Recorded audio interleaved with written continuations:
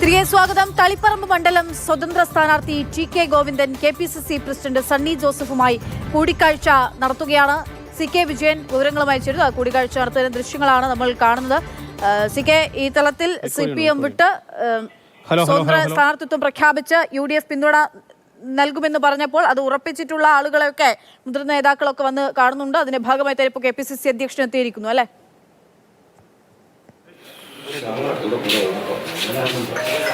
ഒരു 5 മിനിറ്റ് സമയമായി അദ്ദേഹം KPCC പ്രസിഡന്റ് അഡ്വക്കേറ്റ് സണ്ണി ജോസഫിന്റെ വസതിയിലെത്തി കൂടിക്കാഴ്ച നടത്താൻ തുടങ്ങിയിട്ട്. പ്രത്യേകിച്ച് ഈ മണ്ഡലത്തിൽ മത്സരിക്കുന്ന സാഹചര്യവുമായി ബന്ധപ്പെട്ടാണ് കൂടിക്കാഴ്ച. ഇന്നലെ വൈകിട്ടോടുകൂടി അദ്ദേഹം K. സുധാകരൻ MP അദ്ദേഹത്തിന്റെ വസതിയിലെത്തി സന്ദർശിച്ചിരുന്നു. അദ്ദേഹത്തിന് അവിടെ നിന്നും അനുഗ്രഹങ്ങളെല്ലാം വാങ്ങി തന്നെ മത്സരിക്കാനുള്ള എല്ലാ തയ്യാറെടുപ്പുകളിലുമാണ് ടി.കെ. ഗോവിന്ദൻ ഇപ്പോൾ ഉള്ളത്.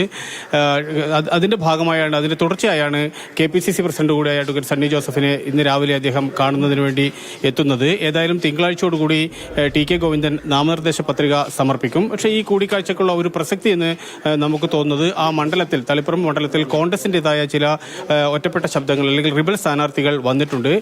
ടി.കെ. ഗോവിന്ദൻ മത്സരിക്കുന്നതിന് പരസ്യമായ എതിർപ്പ് അറിയിച്ചുകൊണ്ട് അവിടുത്തെ മുൻ സെക്രട്ടറി അതോടൊപ്പം തന്നെ KPCC അംഗവുമായ കൊയ്യം ജനാർദ്ദൻ ഉൾപ്പെടെയുള്ള ആൾക്കാരുണ്ട്. അതിനു പുറമെ വിജിൽ മോഹൻ ഉൾപ്പെടെയുള്ള യുവ കോൺഗ്രസ് നേതാക്കന്മാരിൽ നിന്നും ചിലരും ഇത്തരത്തിൽ മത്സരിക്കും എന്നുള്ള അഭിപ്രായ പ്രകടനം നടത്തിയിട്ടുണ്ട്. ഈ സാഹചര്യത്തിൽ വിമത പ്രശ്നങ്ങളൊന്നും തന്നെ ഇല്ലാതിരിക്കുക എന്നുള്ളത് ടി.കെ. ഗോവിന്ദൻ മത്സരിക്കുമ്പോൾ ഉണ്ടാകേണ്ട ഏറ്റവും പ്രധാനപ്പെട്ട ആവശ്യമാണ്. അതുകൂടി പരിഹരിക്കുക എന്നതാണ് ഈ സന്ദർശനത്തിന്റെ ഏറ്റവും പ്രധാനപ്പെട്ട ലക്ഷ്യം. അതുകൊണ്ട് തന്നെ കൊയ്യം ജനാർദ്ദനെയും അതോടൊപ്പം തന്നെ അദ്ദേഹത്തിനൊപ്പം മത്സരിക്കുമെന്ന് പറയുന്ന മറ്റുള്ളവരുമെല്ലാം തന്നെ സമാധാനിപ്പിച്ച് പിന്തിരിപ്പിക്കാനുള്ള ഒരു ശ്രമം അനിവാര്യമാണ്. ആ ശ്രമത്തിന്റെ കൂടി ഭാഗമാണ് ഇപ്പോൾ ഈ കൂടിക്കാഴ്ച.